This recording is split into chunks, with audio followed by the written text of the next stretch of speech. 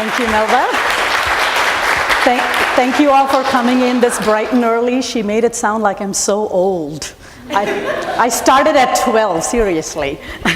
So I started my career, as you can tell. I've been in IT all my entire career.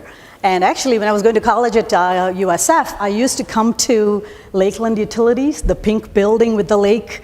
If any of you know that building, I used to come to that building for, I used to be part of the control systems division, interning there for 2 semesters. So this highway is pretty familiar. I used to go back and forth quite often. So I'm sure many of you, or most of you, know Verizon. You've probably known Verizon as a telephone company. And I just want to share with you that we are a lot more than a telephone company today, right? So I'll start with a little video to get things going. At Verizon, we're all about creation and development for everything that's coming next. We're big into the Internet of Things, making places like farms, hospitals, cities, even oyster beds a lot more intelligent. We're also a major player in telematics, helping large fleets run better, major car brands get smarter, and making most any car home.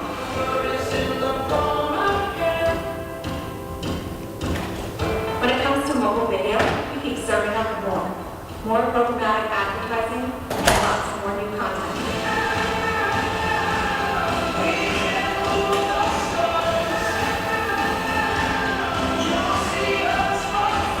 And our engineers are creating the technology to power the next generation of digital.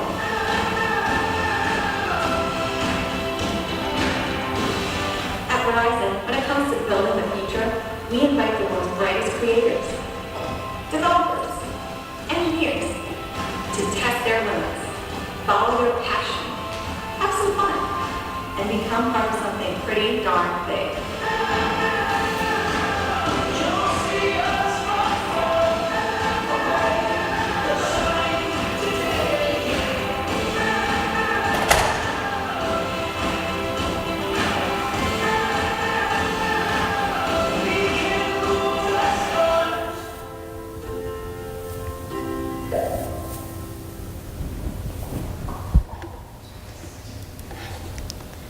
All right.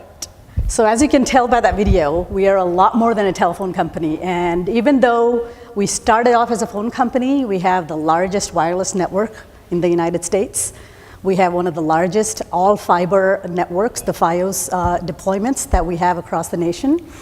We also have the largest global IP network that is supporting many of the largest Fortune 100 companies across the globe. And in addition to that, so we have established ourselves in the network space.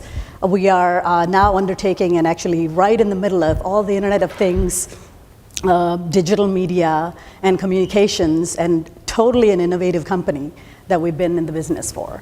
And as you can tell, we are ranked number 13 in the Fortune 500 companies, and have global employees. We're a global company with employees across the Asia, EMEA, and the United States, over 160,000 employees globally, all right? So some of the major areas that we focus on from a technology perspective, and I think this is what you're gonna relate to the most, is the Internet of Things.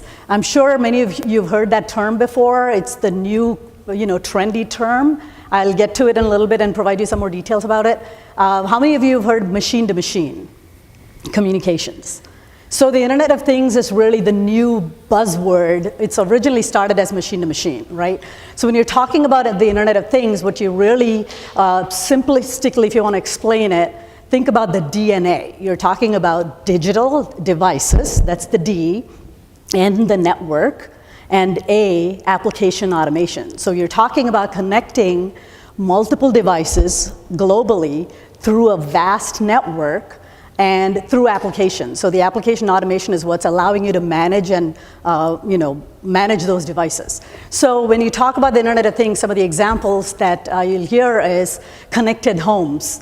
Your your alarm systems, your refrigerators, all of these have technology in them that you can remotely manage and connect, right? Your thermostat in the house that can be managed. Connected cars, you saw some of that in the video.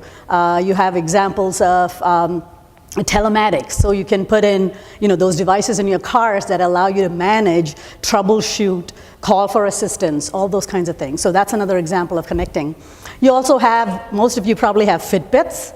So it's, again, self-help systems, right? You're talking about systems that are used to provide you a better life in general. So that's what the Internet of Things is all about. And daily, on average, about 5.5 million devices are being connected through the Internet of Things. And the expectation is that by 2020, you're going to have about 20 billion devices connected globally through the Internet of Things. So that's the business to be in. That's the technology to be in. That's where all the innovation is taking place, right? So that's, you'll see a lot of those examples every day in your day-to-day lives, and it's become to the point where you can't even manage without your smartphone, right? When the Samsung 7 Note started exploding, people were having a panic attack because, those battery problems that they had recently with the Samsung phones. You figure out that you're so dependent on these devices for your day-to-day lives. Some of the other areas that we've gotten into with the recent acquisitions, we've been acquiring several companies that are going to help us get into the Internet of Things space and in the technology space. So one of them recently was AOL that we just acquired a couple of years ago. Again, for digital media and advertising is where we are focusing on that. The other one we are about to acquire is Yahoo, coming up next year. So, and many other companies, Uplink, that allows you to do a lot of digital media. For IPTV, OnQ was another company we acquired. So the idea is everything is going to become over the top through the strong wireless network that we already have. We want to leverage that above and beyond what you can do with just telephones and the internet, right? So that's the focus that we're going to have. And the underlying foundation for all that is our network, obviously. So you need to have a very strong network that you can deploy all these great applications to. So again, innovation is where it all is, and technology is where it all is, if you look around the globe today. So I wanted to start with, what is cloud computing? To do all the Internet of Things stuff that I just talked about, you need a robust infrastructure. That's where cloud computing comes into play. So the National Institute of Standards and Technologies came up with the definition, the basic definition for cloud computing. What it really is there are 5 tenets to it, right? One is on-demand self-service. What you're talking about is you have the ability to consume resources like compute, storage, network, those kinds of resources on demand when you need it. It can be sitting somewhere up in the cloud. That's a general idea, that you can consume it whenever you need it. So that's a requirement to be a cloud. Resource pooling. This is something that's been happening for many years already, the concept of virtualization, to be able to pool resources rather than the physical standalone servers that you have sitting in different locations. All of our labs these days, all of our data centers these days, all are virtualized where you're sharing resources with other people rather than having dedicated resources that you're relying on and paying for. So pooling is critical, and it gives you the impression as the end user that you have unlimited resources that you can consume at any time. And then you talk about the broad network access. What that means is from anywhere, from your smartphone, from India, from anywhere on the globe, through any device, you're able to access these resources anytime you want. So that is a critical element to call it a cloud.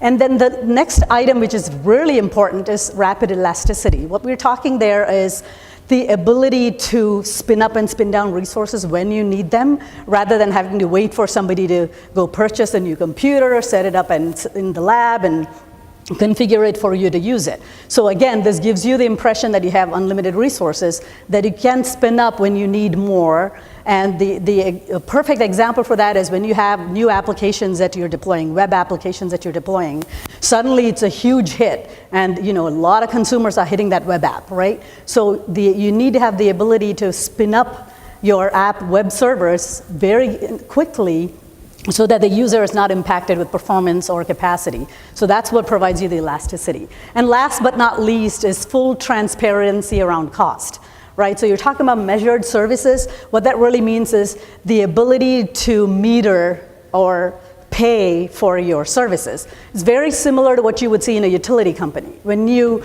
electric or water, you're charged for what you consume.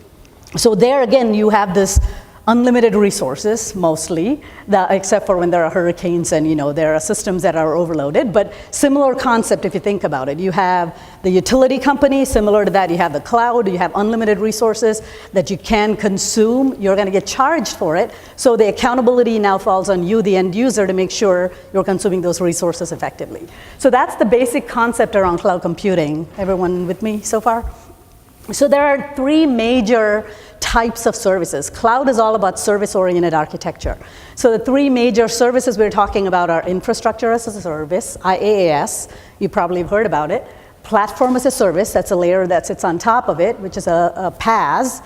And the third layer is software as a service, which is SaaS. So let's start with infrastructure as a service. That's where you're really getting your compute, storage, your network, those basic elements that are required for you to develop something on, right? So your laptop comes with compute, storage, and network connectivity. So this is taking it to the broader spectrum.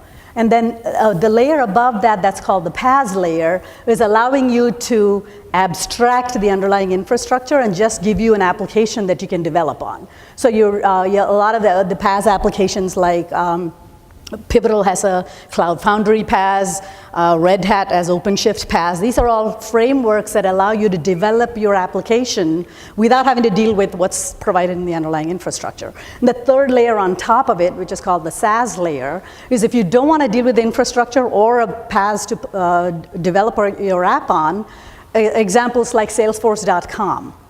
What else? ServiceNow, a lot of these applications that allow you, it's a whole application suite that's running in the cloud. All you're doing is consuming that application as an end user through a web portal, and you're getting charged for that consumption. So these are the three major models. And what we have responsibility in Verizon is to, in the IT department that I have responsibility for, is to provide that underlying infrastructure layer and the PaaS layer, because our end user is all the IT developers. We have in Verizon about 10,000 IT developers globally. So they are all doing development work for IT. So the examples are VerizonWireless.com. When you go there to order a new phone or pay your bills, there's a lot of call center applications. So when you're calling the call center for help, they have to use these applications to help troubleshoot and manage your bills and so on and so forth. So all those applications are developed in-house, and those developers use these frameworks across the different data centers to be able to consume those resources. All right, and there are several different cloud models. The three major models that are out there, the private cloud, the public cloud, and the hybrid cloud. So the private cloud model is what I was just talking about, which is you are on premise in your environment, managing it for your consumption locally. You could also have it on-prem. You could also house it as a colo location in a different data center, but it's primarily for you to consume as your company resources. The public cloud, you all have heard about Amazon Web Services. That's the most popular public cloud out there, AWS.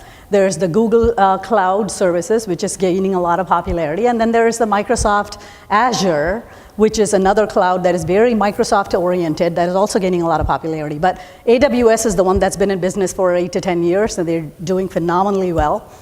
And what they provide is you don't have to worry about infrastructure, you don't have to worry about a data center. If you're a small business and you just want to start by consuming resources and compute resources, you want to run an application, you want to set up a quick web app that you want your end users to consume, they allow you to do that, and all you're doing is you're getting charged on a monthly basis by the hours of minutes of time you spend in that cloud. So that's the public cloud. And the hybrid cloud model generally is a combination of both. And what that allows you to do is, in our scenario, Verizon has several data centers. We had 14 data centers, we've consolidated down to 7.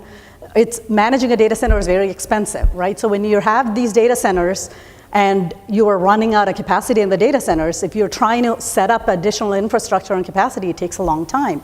So what you try to do is burst into that public cloud. So if you're set up in a hybrid cloud model, when you have a scenario like a hurricane setup is a classic example where you have an overload of capacity demand, you can burst out into the public cloud and run that same application there rather than having to set up all this stranded capacity in your data center floor, which is very costly. So that's a hybrid cloud model. And many companies are also, especially enterprises, are also looking at a multi-cloud model. So it's not just hybrid for bursting. You want to take advantage of different clouds for their specialty, right? So AWS is a very general purpose cloud that gives you some, 650 some service offerings that you can consume. Google Cloud is very oriented towards big data analytics, and they have a lot of capabilities there. Microsoft allows you to seamlessly migrate a lot of the Microsoft applications into their space. So a lot of applications have different specialties. A lot of clouds are different specialties, so you could also have a multi-cloud environment, which is something that we are looking at in addition to our on-premise cloud. All right, so what are some of the benefits of cloud? Just talking through some of these scenarios, you can see that, first is better use of your resources. Again, the accountability is on you, the end user, to make sure you are really managing your resources efficiently because you're getting billed for it, right? And the billing model, people get accountable when you have to pay out, all right? So the billing model is very critical, and it's a shift in the model. Previously, it used to be a CapEx or a capital-oriented model. So in a data center, if you have to set up all this infrastructure, you have to spend capital for it, right, to set it up.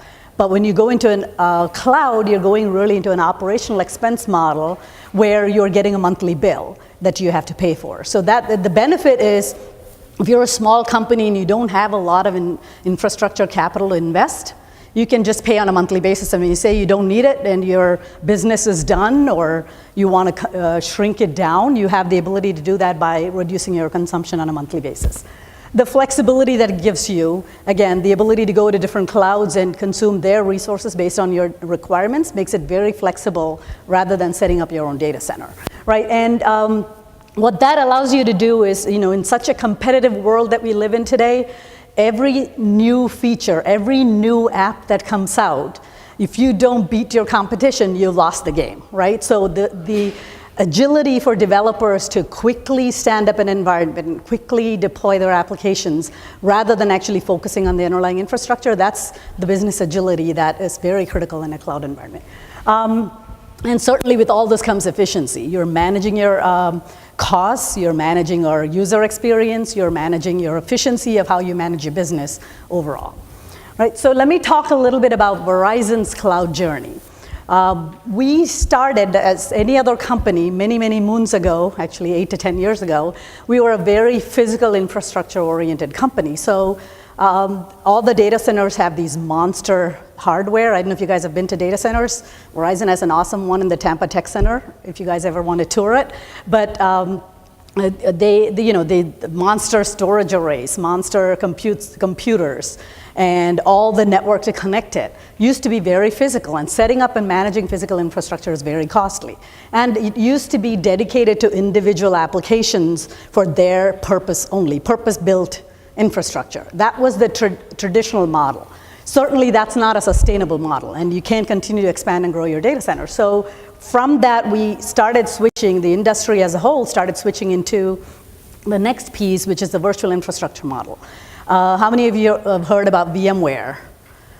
All right, so VMware was one of the pioneers in virtualization. And what that allowed people to do is share resources, right? You have the underlying hardware infrastructure that's physical. You put a layer of software on top of it called the hypervisor layer that allows you to virtualize your entire environment, and you can share those resources across multiple resources, right? So that allows you to more efficiently consume your resources. And what that also allows you to do is do some automation, because you're able to automate that hypervisor layer rather than physically interact with the infrastructure, right? And then from there, we have transformed into the private cloud environment. So for the past 4 years, I've been driving our private cloud journey. What that is doing is taking it one step further above and beyond the virtualization layer. And what we're really doing is talking about API-driven automation. Application interfaces, programming interfaces. You guys, I'm sure, know about APIs, right? So the idea there is, you are communicating with the underlying infrastructure through APIs. It's all software defined. And that's the future state the world is going to. Networks, for example, which were very hardware centric, are switching to software-defined networks. You'll hear the term SDN used a lot because that's the new way of doing business. What that's allowing you to do is programmatically manage your devices, programmatically manage your infrastructure through APIs. And as we talked about all the cloud platform, that's what's allowing you to do that. And along with that, what's happened is a lot of the traditional software that used to be run in a lot of these environments, companies were collecting a whole lot of software licensing money. IBM WebSphere, WebLogic, Microsoft's products, SQL Server, and all these software technologies that are out there, there's significant competition now with open source technology. And it allows the consumer doesn't have a lot of investment capital to still get and take advantage of a lot of these software components. For example, instead of SQL Server or Oracle, you have a lot of open source databases, right? You have MongoDB, Cassandra, MySQL. What that allows you to do is you can deploy your applications by downloading software from these open source providers and manage your environment. So this has allowed, again, automating our entire infrastructure, automating our framework, automating our applications a lot more easily than we were able to do many years ago. And just to give you an idea of how we have established our cloud, this is our private cloud framework that we had designed a few years ago, and it's still evolving every day, literally. What you can see is, every user wants to consume resources. How many of you have gone to AWS to get capacity to do any programming? It's so easy. A credit card and you get resources, right? So I would definitely encourage you to do a simple hello world application in AWS to get a sense of what that means, to go set up an environment and deploy an application. So what that allows you to do is, you have a simple user interface. So the developers, the interface is dummied down so the developers don't need to understand the underlying hardware, how the physical connectivity works, any of that stuff, right? So instead, they can focus on a simple user interface, standard offerings. That's key, because you need to make sure you have standard offerings and capabilities that are provided to the user. So I can get a 2x4, 2 CPU, 4 gig memory virtual instance. I can get a certain PaaS software layer deployed on top of it, and then I can start deploying my application on top of it. So that user interface allows us to do that. We built that user interface in-house to be able to flexibly manage our developers' resources. The other mechanism where users are coming to consume resources, again, is through full automation, continuous integration, and continuous delivery. That's the CI/CD model we were talking about. What this is allowing you to do is programmatically, when it's a machine-to-machine talking, there's really no user involved, right? You have to have the ability to automatically deploy your applications through scripting and automation end-to-end, without having to go to a portal to get resources, without having to talk to a human being. So the goal behind this is enhancing the developer experience by the end-to-end flow being fully automated. So it's not like developers hate infrastructure people or anything, but it allows them the flexibility of managing their environments a lot better, right? And then you have this whole layer called the orchestration layer. What that allows you to do is orchestrate and automate all these requests that are coming in from different users, right? Is it coming through CI/CD? Is it coming through the portal? I'm making intelligent decisions in that orchestration layer, and based on the requirements that are being submitted, choosing the appropriate cloud that I want to go to. So we have the VMware cloud that we can consume for non-prod and production. Then we have the OpenStack cloud. OpenStack is, again, the open source platform that is a huge competition for the VMware type environments, right? And then last but not least, having the same ability to consume resources in the public cloud. So the end user really doesn't need to choose, okay, give me this kind of hardware with this type of configuration. They just need to say, here's the specifications of my user requirement. You do all the intelligence behind the scenes through automation, right? So as you can see, everything becomes service-oriented. You're saying, I want so much compute, I want so much, storage. I want to connect through DNS. I want an IP assigned. I want, security is huge, so you have to make sure only authenticated and authorized people are allowed to access it. So I want to automate the security profile. So you can see that all of these become services that the user can consume through the automation layer. So this is just an example of what we have implemented, and most cloud providers in the public cloud use the similar model to deploy their environments. But as you can see, the most critical aspect of this is it's technology, it's automation, it's IT, right? So without IT, to be honest, the world can't exist anymore, right? So what does the future look like to you if you look at this? It's basically a digital world, right? And software-defined everything is the way to go. And regardless if you're in I know there are a bunch of biology students here, regardless of what field you are in, an English major, anybody is dealing with IT every single day, right? So and the technology is what's going to drive the future. So there is a huge career opportunity in that field. You don't have to necessarily be just an infrastructure geek sitting there hacking away at computers. You have several opportunities spreading all across these different entities to consume IT. So as far as a career in IT, I've been with Verizon, oh dear Lord, a long time. But like I said, I started at 12. But we do provide a lot of internship opportunities as well as new college hire opportunities at Verizon. We have been recruiting at USF and UF. I've been going to campus recruiting for many years now. We do come to UCF a few times as well. I know there's definitely interest here to get engaged in that kind of a program. We offer summer internships, which is 10 to 12 weeks of internships with repeat internship students come in as sophomores, juniors, and then there's, once you graduate, the opportunity to come in as a new college hire. We also have a leadership development program, which is a very interesting program for new college hires. It's a 3-year rotational program that you go through different parts of IT. So for example, I have several college students who have rotated through, they come into the cloud framework, then they go into the development side, the DevOps side, where they're talking about all the CI/CD automation and so forth, rotate into the security side. Security is huge. You see news all the time about different companies getting hacked, right?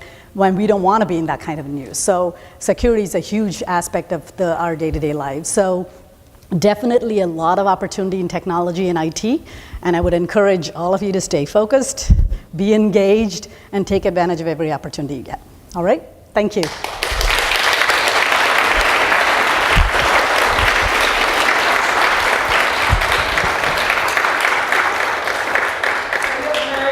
Prakash, are there any questions? She's open to any questions you're going to throw.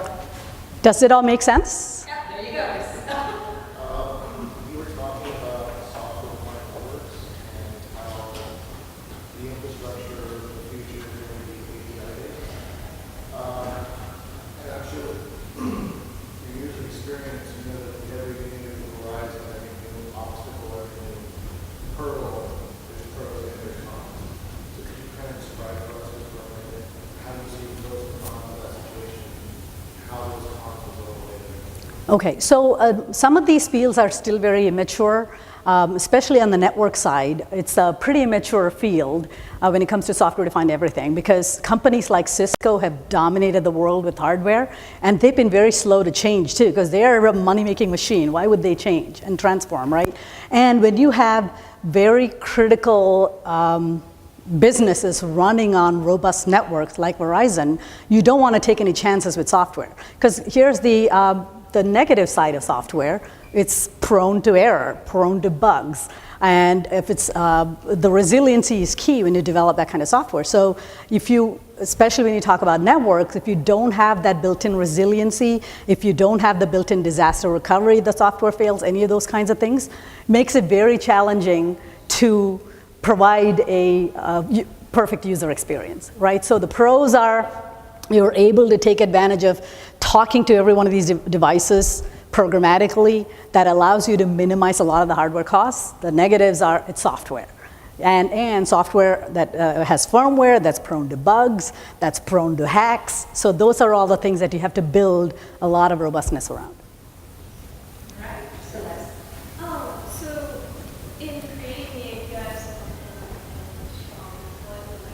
is that where, focus where, the quality assurance, that being a really big field to, it's a field that a big focus, like make sure you can write the code, make sure you can see someone else's code. Absolutely, absolutely. So this whole CI/CD pipeline that I was talking about, that's allowing you to ensure there's a lot of standard best practices and quality in everything that you're pushing. So previously, each developer had their own set of tools. They could manage it. They could deploy the application. They had they had to go through a lot of manual steps to do a lot of testing, regression testing, user acceptance testing, and so on and so forth, which was a very lengthy cycle for software development, right? The whole SDLC cycle was very long. And in this competitive world, you can't survive that way, right? So what you have to do is enable that whole thing through automation. So, for example, Git and Stash is the code repository that everybody's standardizing on, right? And you have Jira as your ticketing mechanism that you're getting all the software requirements coming through. So you're building standards. Selenium is the software that you're using for automated testing, right? And you're pushing software into your different environments using Jenkins, which is another open source software that allows you to manage your entire life cycle end to end in a standard best practice manner. And once you have automated it end to end, you just one push of a button up front. It flows through automatically, which helps with quality assurance. Great. Any other questions? Yes, Dennis? Can you describe some skills that our students would have in order to be successful in their career? So here's one thing, be inquisitive. All right, and continuous learning is obviously the generic skill you need in this space. Over the years, the different technologies I've had to stay current with and learn is just amazing, and it's a lot of opportunity in that space. And previously, you had to be engaged with a large company or with a partner of some sort to take advantage of some of the software. Today's world, you don't. You have the open source world, which is a vast space where you can go get all kinds of software, download software, trial it out. Go to AWS. If you haven't tried it, it's a great place to learn, right? So continuous learning is key. As far as skills go, look at a lot of the new software development skills, right? Ruby on Rails, a lot of the new technologies for writing, a lot of the traditional Java-based code is kind of fading out. A lot of the traditional C++ code is still in existence in a lot of legacy applications, but that's not how we're developing anymore. XML, all those things is where you're going to see a lot of development activities. So there's definitely opportunity to learn. And I would say during my days in college, you had to wait to get in line to get into a lab and get a slice of computer time. I'm dating myself, I know. But in today's world, you don't need to go anywhere, right? You can do most of it from your own personal laptop. You don't need to leave your house. The vast internet gives you a lot of opportunity. Great. Any other questions? Yes, ma'am. You have almost told everybody about how the recruitment process goes. I just want for my experience, the CSV and IT firms, like you yourself as an electrical engineer, from the CS perspective, what do you think brought them to be available in your organization as an intern or? Right.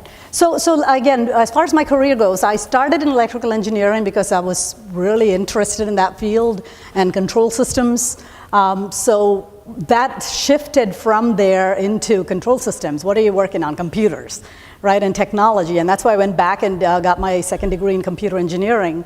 The field in Verizon is very vast, right? I just covered IT. Verizon has, if you look at it, 3 major pillars. IT, which is very strong to provide our end user experience for all our IT technology. Then there's the network. So a lot of EE majors, electronics, those types of majors end up going in the network space. That is solid, robust network technologies, right? Then there's the third space, which is the product space. So the Internet of Things, you're talking about, all the machine-to-machine work that you're talking about. Product includes cloud. So cloud spans all these different platforms, right? So from a career perspective in Verizon, we hire in all those fields. And the advantage you have is it's not just in one location. I have employees in pretty much about 7 sites here in the US and in Chennai and Hyderabad. So, between San Jose, I have in Colorado Springs, I have in Silver Spring, Maryland, I have in, Orangeburg, New York, Tampa, Florida. So you can see that you're connected through the internet and the network. And sometimes you don't have a life because of it, because of all the different time zones you have to work under, but the opportunities are endless. Great. Any other questions? I guess everybody's satisfied with the presentation. Thank you for your time.